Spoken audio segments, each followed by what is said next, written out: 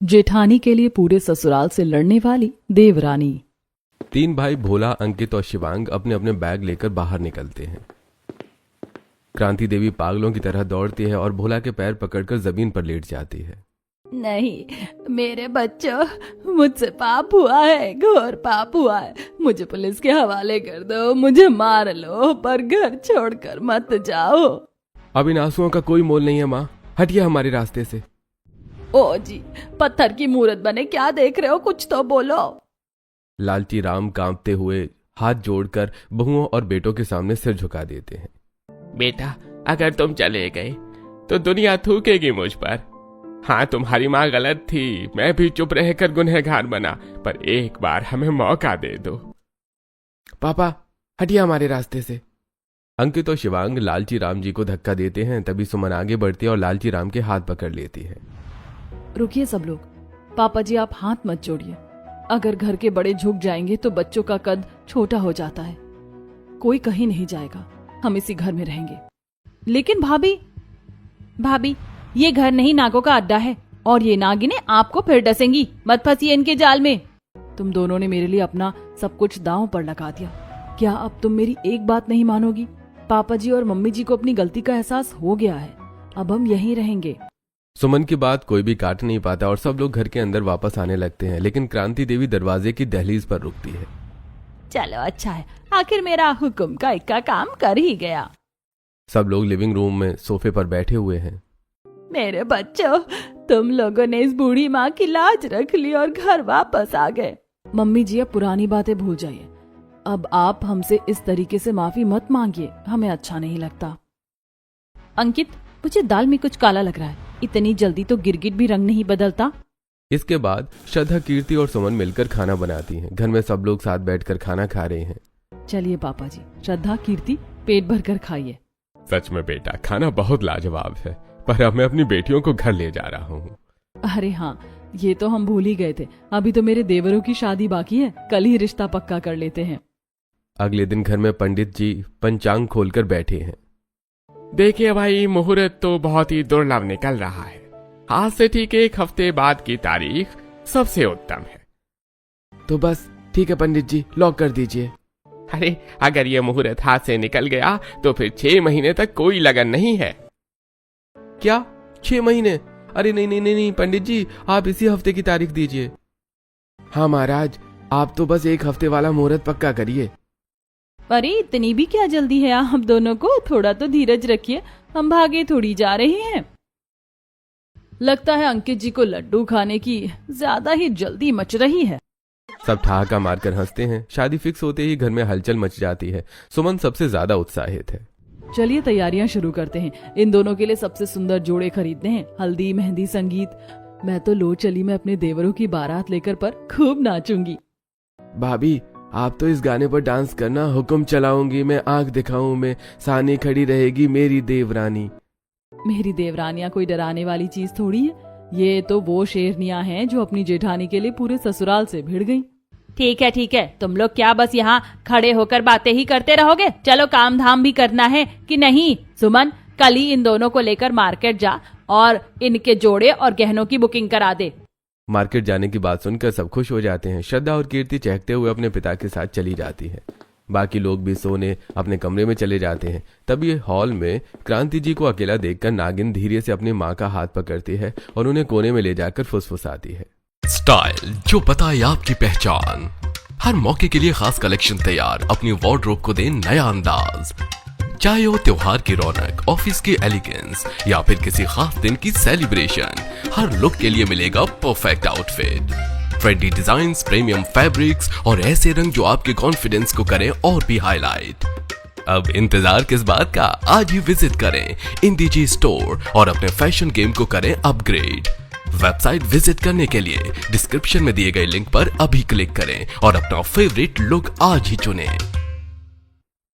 अरे माँ, ये क्या कर रही हो आप? ये सब तो हमारे प्लान में था ही नहीं, आप तो एकदम ही बदल गई हो।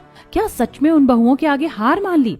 चल चल, बहुत हुआ तेरा, अब तू मुझे भड़काने की कोशिश मत कर और ना ही इस घर में आग लगा। माँ? हाँ, अब मैं चाहती हूँ कि शांति से तेरे भाइयों की शादी हो और फिर तेरी विदाई करूँ, तभी इस घर में चैन आएगा। जा अब यहाँ से। नागिन हैरान खड़ी है। और सुन, जाने से पहले एक कप बढ़िया अदरक वाली चाय बनाकर ला मेरे लिए। माँ मैं चाय बनाऊं? आपकी बहुएं किस दिन काम आएंगी, उनसे क्यों नहीं बोलती?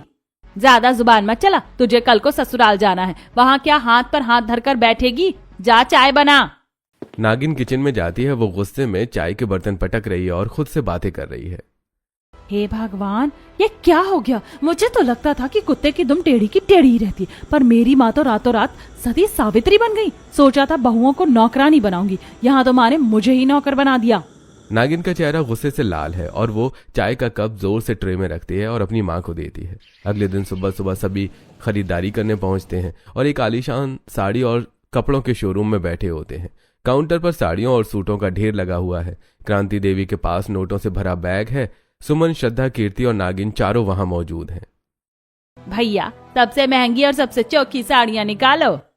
दुकानदार एक के बाद एक महंगी साड़ियां दिखाता है। सास अपनी गड्डी से एक नोटों की गड्डी निकालती है और काउंटर पर पटक देती है। ये लो सुमन बेटा, ये बनारसी देख। श्रद्धा, तेरे लिए ये कांजीवरम, और कीर्ति तू ये लहंगा देख। अरे मम्मी जी, इतना सारा? आपने तो पूरा शोरूम ही खरीद लिया। आज कोई कंजूसी नहीं होगी। ये लो और पैसे। मेरे तीनों बेटों के लिए सबसे बढ़िया शेरवानी दिखाओ, और हाँ, इनके लिए भी रेशमी कुर्ता पजामा निकालो। शोरूम के कोने में मखमली सोफे पर लालची राम आराम से बैठे हैं। उनके हाथ में ठंडा शरबत है और वो राजाओं की तरह सबको देख रहे हैं। वाह भाई वाह, आज तो क्रांति ने सच में क्रांति कर दी। पहली बार तिजोरी का मुंह इतना बड़ा खुला है। अरे सेठ जी, आपकी किस्मत बहुत अच्छी है, ऐसी जेठानी सबको नहीं मिलती। अरे वो तो सही कह रहे हैं भैया, अभी अपने क्रांति देवी के जलवे देखे ही कहाँ हैं।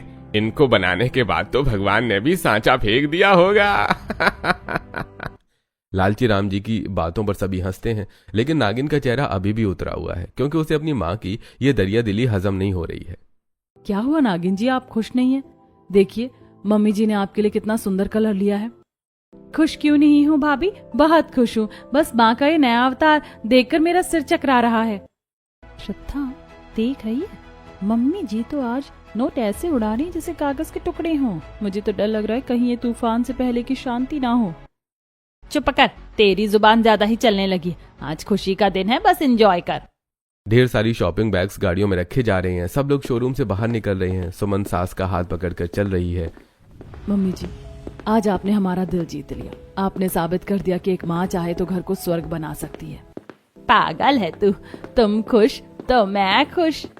जैसी सुमन आगे बढ़ती है, क्रांति देवी अपने बैग में बचे हुए नोटों को देखती है। लुटा लेने दे आज इन नोटों को, क्योंकि ये नोट नहीं, लॉटरी है, लॉटरी। गाड़ियां स्टार्ट हो रही हैं। सुमन और देवरानियां चहकती हुई गाड़ी में बैठती हैं। क्रांति देवी हाथ हिलाकर उन्हें विदा करती है, लेकिन खुद वहीं रुक जाती है। मम्मी जी, आप नहीं आ रही हैं? चलिए ना। नहीं बेटा, तुम लोग जाओ, पास में ही मंदिर है, जरा माथा टेक लो। तुम लोग निकलो, मैं मंदिर होकर आती हूँ। अरे वाह माँ, चलिए, कम से कम आपको अपनी गलती का एहसास तो हुआ। जैसी गाड़ियां आंखों से ओझल होती हैं, क्रांति देवी झट से फोन निकालती हैं। हेलो, कहाँ मर गई? मैंने कहा था ना मार्केट के पास वाले कैफे में आ जाना, मैं वहीं पहुंच रही हूँ, जल्दी आ। थोड़ी देर बाद क्रांति देवी कैफे के एक कोने में बैठी इंतजार कर रही हैं। तभी एक और महिला वहां आती है। आ गई, मैं कब से तेरा इंतजार कर रही थी। बैठ, काम क्या हुआ? तू चिंता मत कर क्रांति, सब तैयार है। जैसा तूने कहा था वैसा ही हुआ। तगड़ा शिकार हाथ लगा, कम से कम 50 लाख।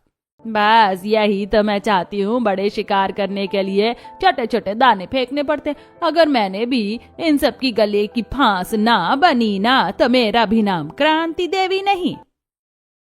पर ध्यान रखना क्रांति, अभी शुरू में किसी को रत्ती भर शक नहीं होना चाहिए कि हम क्या खिचड़ी पका रहे हैं।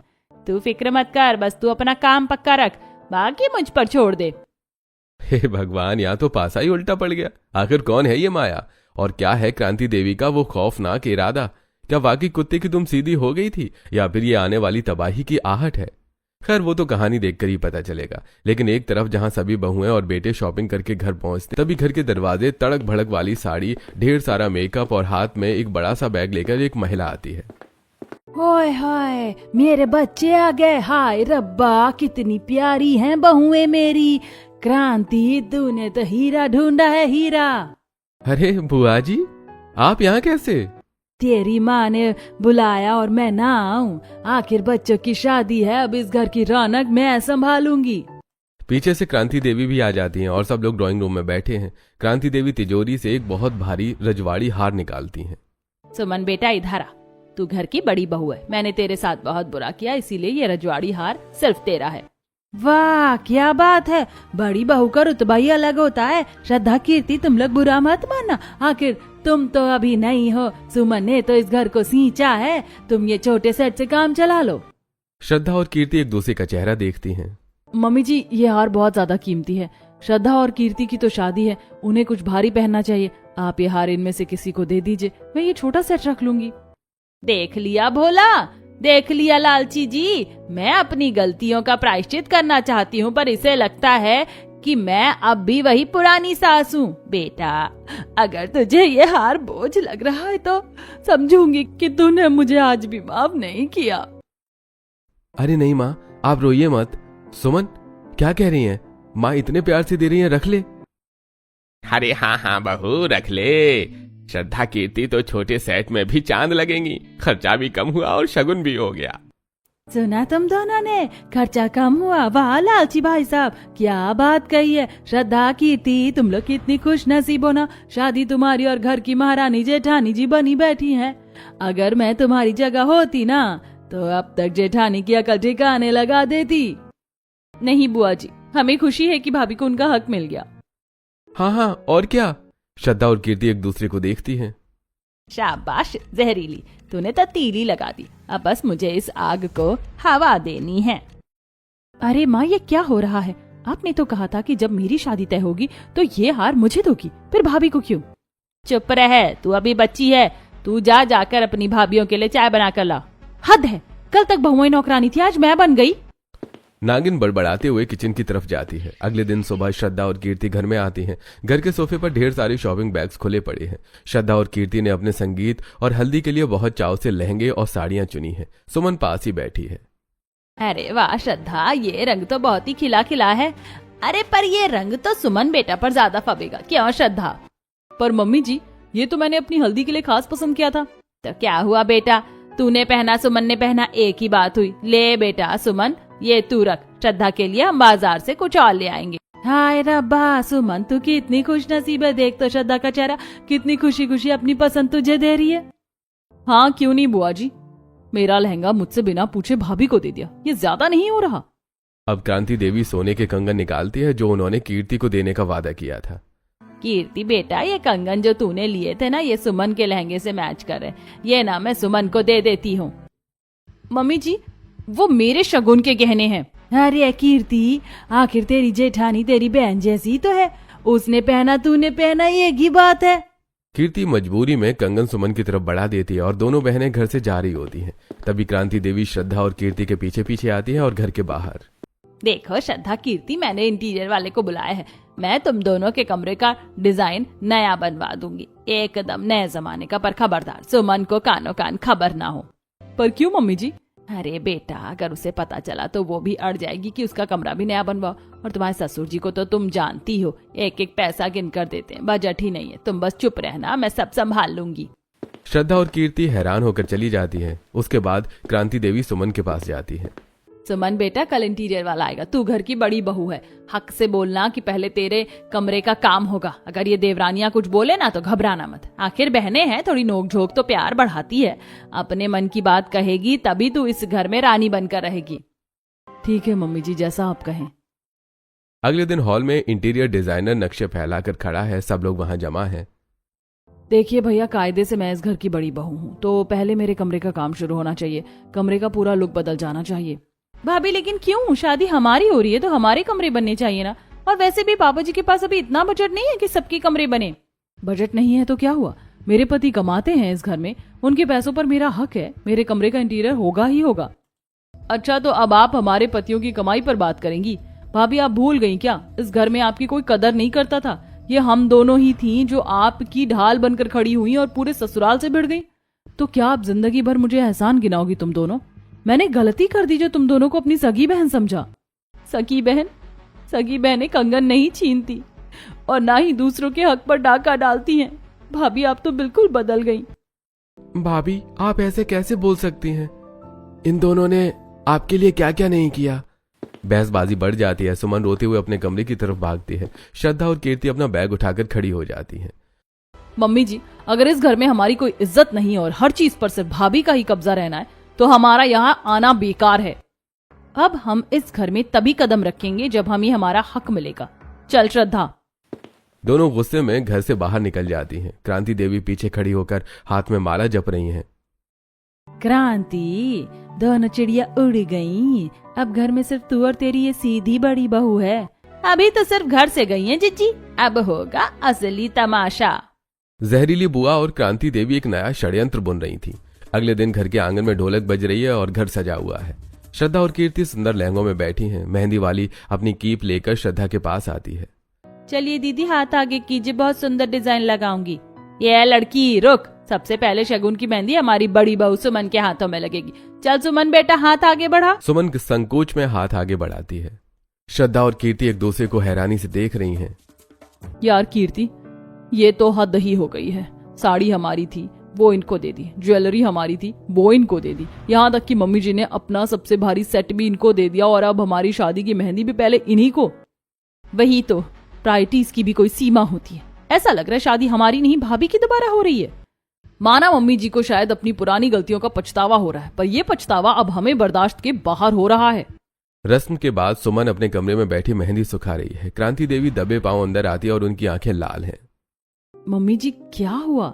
बेटा, मेरी तो फूटी किस्मत है। मैं तो बस तुझे तेरे हिस्से का प्यार और मान देना चाह रही थी, लेकिन किसी का हजम नहीं हो रहा। क्या मतलब? श्रद्धा और कीर्ति ने कुछ कहा क्या? अभी बाहर क्या बातें कर रही थी पता है? कह रही थी कि मम्मी जी सठी आ गई हैं, सुमन की वजह से उनकी शादी का मजा किरकिरा हो गया और ना जाने क्या क्या। क्या वो दोनों मेरे बारे में ऐसा बोल रही थी? हाँ बेटा। नहीं मम्मी जी, आप परेशान मत होइए। घर में शादी का माहौल है। वहीं नागिन जल भुनकर एक कोने में खड़ी है और बार बार अपना खाली हाथ देख रही है। हद है भाई, घर में दो शादियां हो रही है, पर मेरी किस्मत तो तारक मेहता के उल्टा चश्मा वाले पोपट लाल जैसी हो गई है। Cancel cancel cancel. सबकी शादी हो रही है, बस मेरा ही रिश्ता नहीं हो रहा। अरे लाडो, तू खुश नहीं है क्या? बुआ जी, खुशी जाए तेल लेने। यहाँ मेरी उम्र निकली जा रही है और माँ को बहुओं के दंगल से फुर्सत नहीं है। अरे चिंता मत कर, तेरे लिए भी हम जल्दी ही राजकुमार ढूंढेंगे। क्या घंटा राजकुमार मिलेगा? मेरी माँ को गिरगिट की तरह रंग बदलने से फुर्सत नहीं मिल रही। कब ढूंढेंगे वो मेरे लिए राजकुमार? नागिन बुदबुदाते हुए वहां से चली जाती है। शादी वाला दिन भी आ जाता है। फेरों का समय है। पंडित जी मंत्र पढ़ रहे हैं। श्रद्धा और कीर्ति दुल्हन के जोड़े में है। तभी अचानक श्रद्धा अपना हाथ खींच लेती है और गठबंधन रुक जाता है। रुकिए पंडित जी, ये फेरे तब तक पूरे नहीं होंगे जब तक हमारी शर्त नहीं मान ली जाती। श्रद्धा, ये क्या पागलपन है? मंडप में कैसी शर्त? पागलपन नहीं अंकित जी, ये हमारा भविष्य है। हमारी शर्त ये है, शादी के तुरंत बाद हमारा बंटवारा होगा। क्या बंटवारा? शादी के मंडप में? बंटवारे की बात सुनकर घर के सभी लोग हैरान हो जाते हैं। फेरे तब होंगे जब हमें घर में आधा हिस्सा और अलग रसोई चाहिए। बस बहुत हो गया तुम दोनों का तमाशा। बंटवारा? किस बात का बंटवारा? ये घर मेरा है, मेरे पति के खून पसीने का है। मैं जीते जी इस घर के टुकड़े नहीं होने दूंगी। कोई बंटवारा नहीं होगा। देखा श्रद्धा कीर्ति, मैं तो तुम्हारी मदद करना चाहती थी, पर सुमन ही नहीं मान रही। अब मैं क्या करूं? लड़ो और लड़ो। ठीक है भाभी, अगर आपको घर के टुकड़े पसंद नहीं है तो हमें भी इस घर में रहना पसंद नहीं है। अंकित जी, शिवांग जी, अगर इस घर में हमारी कोई इज्जत नहीं है तो आप हमारे साथ हमारे मायके चलेंगे। हाँ, हमारे पापा का घर बहुत बड़ा है, आप दोनों वहाँ घर जमाई बनकर रहोगे। बोलो, चलोगे हमारे साथ? ये क्या अनर्थ कह रही हो तुम दोनों? खानदान की नाक कट जाएगी। भैया, जहाँ मेरी पत्नी खुश नहीं वहाँ मेरा दम घुटता है। मुझे मंजूर है। मुझे भी मंजूर है। यहाँ रोज रोज के कलेश से अच्छा है कि हम अपनी ससुराल में इज्जत से रहें। अरे ये क्या अनर्थ है? मेरे बेटे पराए घर के चौखट चूमने जाएंगे। हद है, अब तो मेरे भाई भी विदा हो रहे हैं। मम्मी, मेरी बारी कब आएगी? अरे ठीक है बेटा, तुम शादी होने दो, फिर बेटे चाहे कहीं भी रहे, खुश रहने चाहिए। श्रद्धा और कीर्ति की शादी अंकित और शिवांग के साथ हो जाती है। शादी होने के बाद श्रद्धा और कीर्ति अपने पतियों के साथ मायके जा रही हैं। अरे वाह क्रांति देवी, क्या फर्क किया है आपने। भाई साहब, मैं क्या करूं? सुमन ने तो बंटवारा करने ही नहीं दिया, तो बच्चों ने ये रास्ता चुन लिया। दोनों बेटी अपने ससुराल चले जाती हैं। बच्चों को घर के कलेश से दूर रखने के लिए भोला भंडारी उन्हें हॉस्टल भेज देता है। कुछ दिन बीतते हैं और एक दिन सुबह। सुमन बेटा जा, तू जरा मंदिर हुआ घर की शांति के लिए माता को चुनरी चढ़ाना। ठीक है माँ, मैं चढ़ा आती हूँ। सुमन को मंदिर भेजने के बाद क्रांति देवी भोला भंडारी को लेकर सुमन के कमरे में जाती है और अलमारी खोलती हैं। देख भोला, देख, नागिन की शादी के लिए मैंने जो जेवर बनवाए थे वो सब सुमन ने अपनी तिजोरी में दबा रखे। ये लालच का कीड़ा है बेटा जो पूरे घर को खा गया। मेरे बेटे चले गए, बहुएं चली गई। हाँ भोला, भाभी सही कह रही, मैंने भी देखा था सुमन ने भाभी से जबरदस्ती ये जेवर छीन लिए थे। माँ मैं कैसे मानूं? बेटा तूने तो शादी में देखा ना मैं कैसे हर चीज में सुमन को आगे कर रही थी। तू ही बता, मैं आखिर साबित करने के लिए और क्या करूं? माँ सही कह रही है, उन्होंने इतने दिनों में सुमन की काफी तरफदारी की है।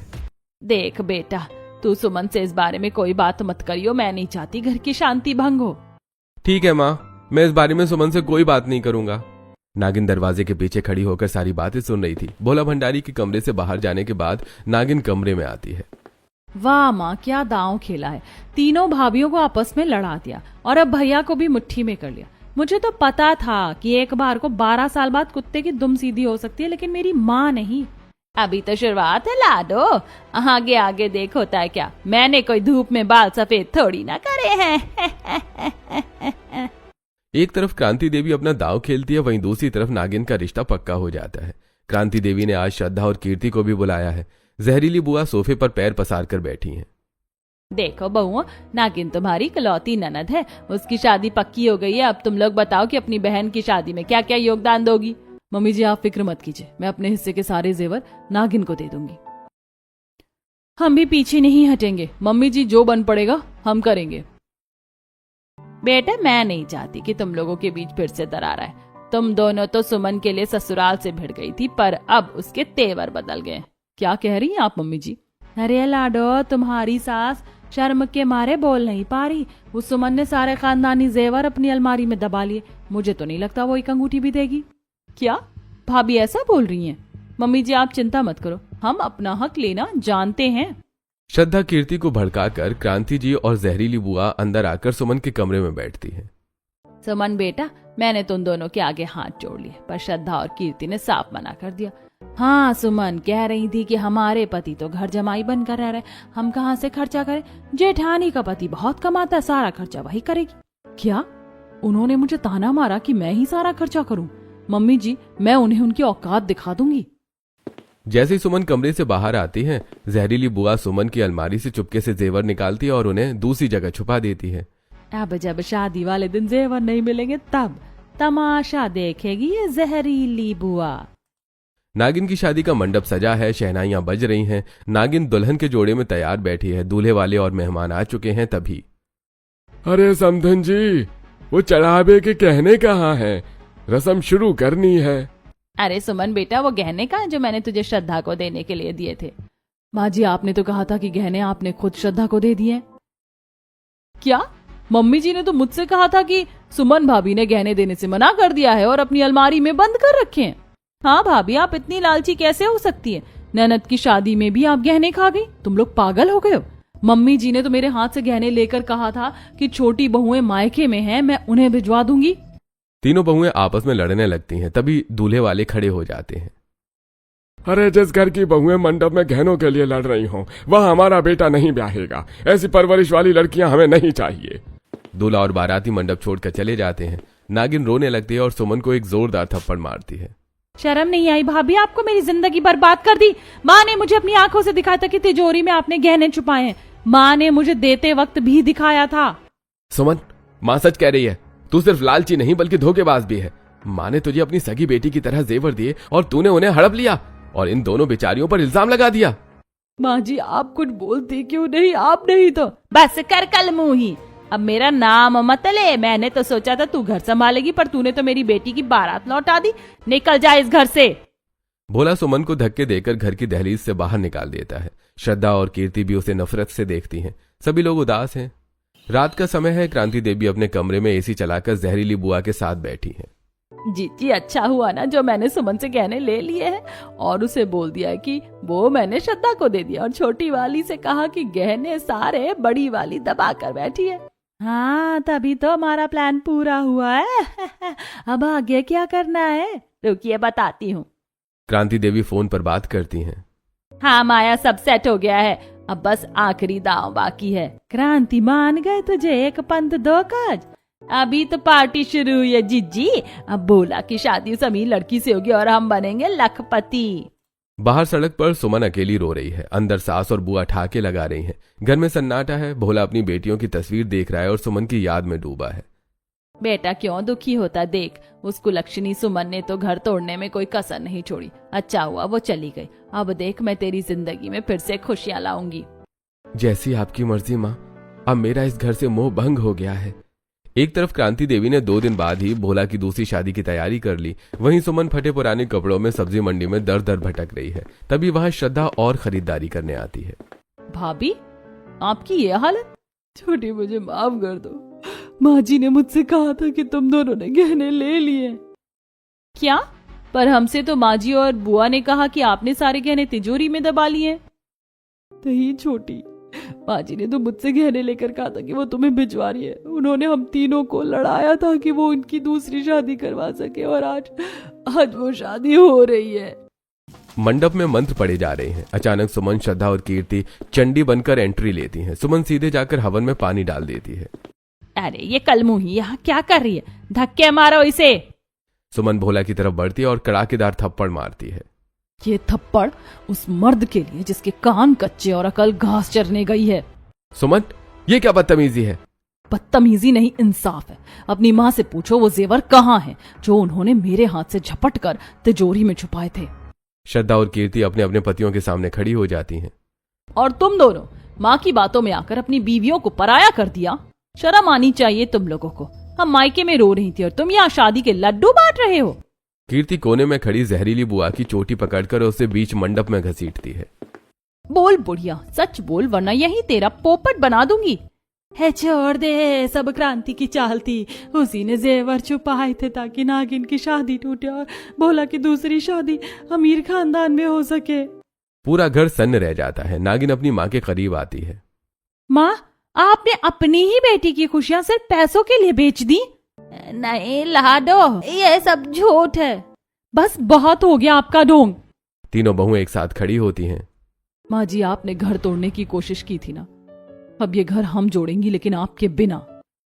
सुमन, मुझे माफ कर दो। हटो मेरे रास्ते से, ये घर मेरा है। यहाँ का पत्ता भी मेरी मर्जी से हिलता है। पत्ता नहीं क्रांति, अब तेरी किस्मत हिलेगी। लालची राम आगे बढ़ते हैं और कड़ाकेदार थप्पड़ मारते हैं।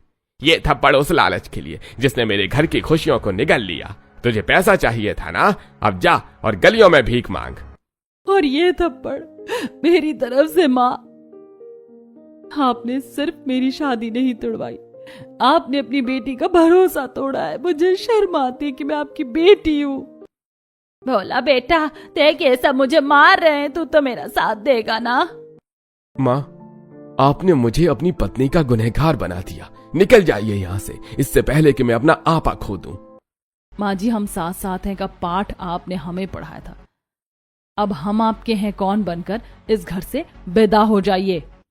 श्रद्धा और कीर्ति क्रांति देवी और बुआ का हाथ पकड़कर उन्हें घर के मुख्य दरवाजे तक घसीटती हैं। बहुत राज कर लिया आपने। क्रांति देवी और जहरीली बुआ सड़क पर धूल में गिरी हुई हैं। घर में फिर से शांति लौट आई, लेकिन नागिन। आप लोगों के लिए इस घर में तो हैप्पी एंडिंग कर दी, लेकिन मेरी जिंदगी का क्या? मेरी तो हालत पोपटलाल जैसी हो गई।